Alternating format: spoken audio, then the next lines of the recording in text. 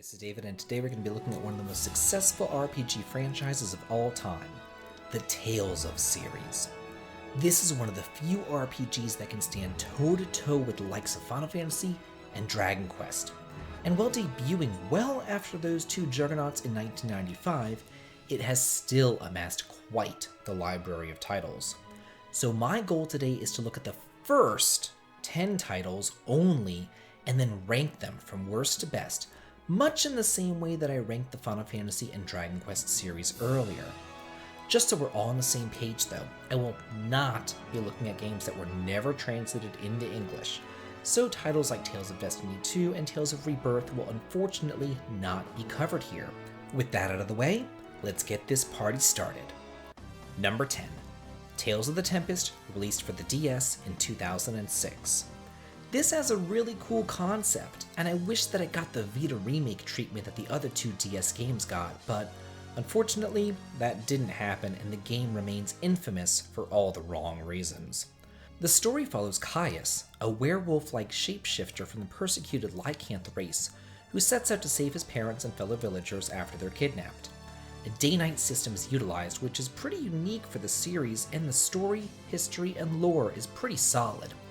Essentially, the game takes place 100 years after the Beast War, where Lycanth previously ruled the continent, but now they live in hiding, shunned by humanity. It's a neat concept that just needed to be elaborated on. It's just too bad the game is only about 10 hours long, the AI is notoriously terrible, the party is extremely unbalanced, the graphics are bare bones, and the game just kind of abruptly ends. I guess I'm really mad about this one because there's just so much missed opportunity. The story that they set up could have been amazing, but they just kind of dropped the ball and released a half-finished crummy game. I mean, it was so bad that Namco even downgraded it from a mothership title to an escort title. Ouch. Number 9. Tales of the World Radiant Mythology, released for the PSP in 2007. Of the long-running Tales of the World spin-off series begun in the Game Boy Advance, this is the only entry that received a translation, which is quite a shame since I'm always up to tinker around with a new spin on an old formula. This is a love letter to Tales fans, featuring heroes from all of the previously released titles, and you pretty much spend 90% of the game dungeon crawling and battling to complete quests to garner more fame, which lets you unlock more quests, recruit more party members, and progress on to the next chapter of the game. If that sounds kind of basic, it is, especially in comparison to the other Tales titles out there which have you traveling all over the world. Think of the 3 Grandia games. Then think of Grandia Extreme, and you'll know what I'm talking about in regards to this title. All that being said though, I don't think that it's bad, and I did have fun with it, but there are just much better Tales games out there. Number 8. Tales of Symphonia, Dawn of the New World, released for the Wii in 2008. This was my first experience with a bad Tales game, and I, like many others, loved Symphonia, so I was excited to play this. But my excitement quickly waned when I realized it was nothing more than a cheap Pokemon ripoff with very unlikable characters and an equally unlikable storyline. Taking place 2 years after the original Tales of Symphonia, Sylvarant and Tetheala are now merged into one, which has many implications, such as a climatic shift the world over, as well as racial tensions between the inhabitants of the two former worlds. This is a really nice concept, and it should have been explored in depth, but unfortunately, it was poorly executed because the game is just so rushed. I don't understand why they didn't use the assets from Tales of Symphonia that they already had for the world map. Instead, they just dropped it wholesale. Also, you can't level up your former heroes either. Instead, it just focuses on Emil and Marta whining incessantly, and the gameplay has devolved into Pokemon Light. At least Tenebrae is there. That's about the only good thing that I have to say. Number 7. Tales of Legendia, released for the PlayStation 2 in 2005. Well, I always thought that Will was kinda hot, but other than that, this is a pretty lackluster Tales game. Instead of taking place in a fully fleshed out world with multiple continents, cultures, and towns, it takes place on one gigantic floating ship called the Legacy, with one hub town. Don't expect to get access to any kind of cool overworld travel like a boat or an airship. Instead, you'll literally be just crawling through the duct system of the Legacy in order to avoid backtracking on the world map. But that won't save you from backtracking later on in the game. You see, it's divided into two halves, the normal game, then the character quests. After completing the game, you then have to pretty much go through everywhere again to complete these character quests. It's so aggravating, especially considering that there's no voice acting whatsoever during the character quests because the localization team royally screwed up. And to make matters worse, the dungeons in this game are long, boring, and unexpired. They're pretty much just all long, narrow hallways. Oh, and the less said about the clunky magic system, the better. Number 6. Tales of Innocence, released for the DS in 2007. Here we have another one of those so-called Triverse games, the 3 that they released for the DS. They learned their lesson from Tempest, and they made Innocence and Hearts so much better. So let's have a look here at Innocence. Like Tales of the Tempest, the storyline and world building is well done. And like all good Tales games, the world is divided into 2 realms, one of the gods and another for humans. However, your characters are actually reincarnated gods who are now living in the lower world, and as such have superhuman powers, and they're trying to unravel the mysteries of their past lives. It's neat. But what's not so cool is the rest of the game. Specifically, the guild quests and the dungeon design. Each dungeon just seems like a long copy-pasted nightmare of narrow corridors with hard-to-dodge on-screen encounters and a ton of dead ends. And the guild quests are even worse. They send you into randomly generated dungeons to find items and kill monsters. There's nothing worse than that. But thankfully, at least they can be completely ignored. It is a shame, though, that this was never truly released in the West, because I would have thoroughly enjoyed playing this on the go. Number 5. Tales of Destiny, released for the PlayStation in 1997. This was my first experience with the Tales game, and it was the second one released.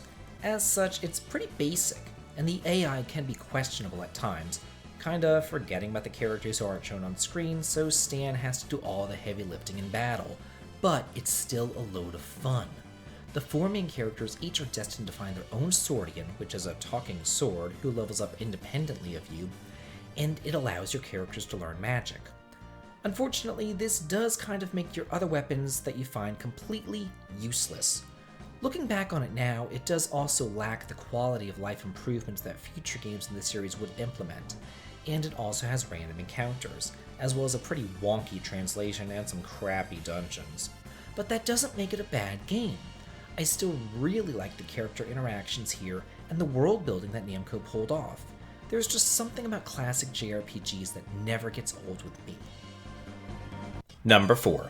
Tales of Phantasia, released for the SNES in 1995. Well, here it is, the game that started it all. I still remember reading about Tales of Phantasia in a Nintendo Power article about Japan-only games, and a few months later its competitor, Star Ocean, was featured in the same article series too. But that's neither here nor there. Let's talk about Tales of Phantasia, and before we begin, let me first explain this placement. If I had played the game originally on the SNES or Game Boy Advance, I'm sure it would have gotten much lower on this list, but that wasn't how I was first exposed to this gem.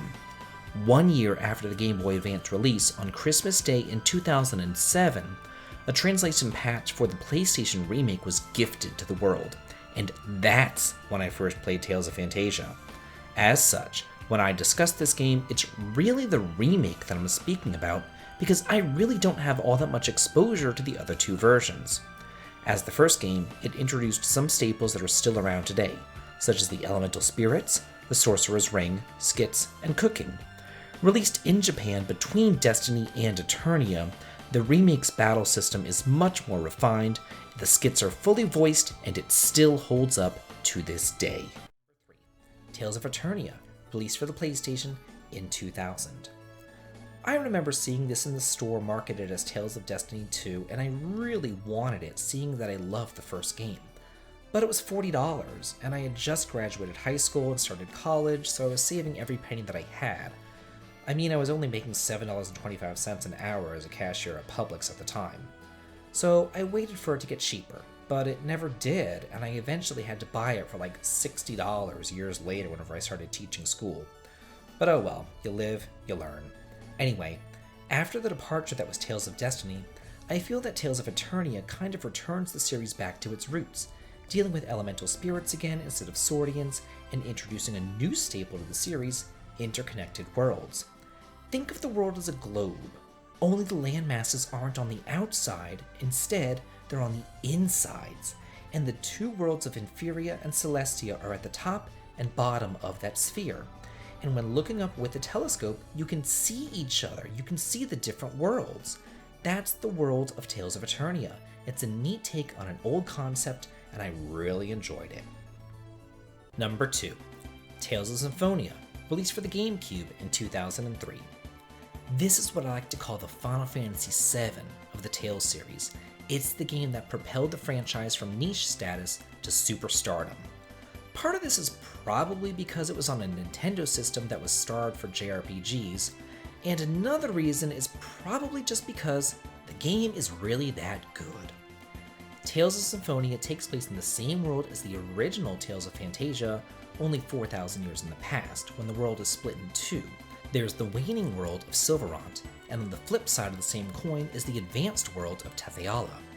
Driving the plot forward is the notion that both worlds are kind of caught in a strange yin and yang, where they compete for the same supply of mana, so while one is thriving, the other would have to be declining.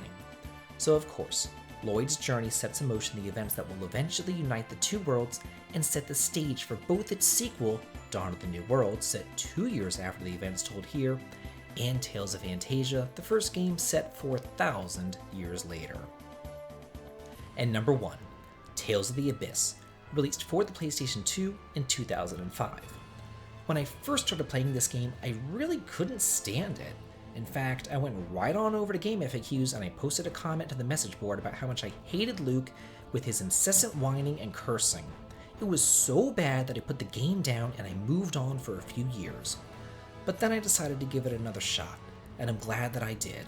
The story is one of the best. Essentially, the entire world's past, present, and future is written in the score, which is controlled by the church, and everyone is obsessed with ensuring that the future plays out as it's written in that score. This leads to atrocities such as the destruction of Hod and Axariuth being perfectly fine with the normal people since they were just kind of destined to happen anyway.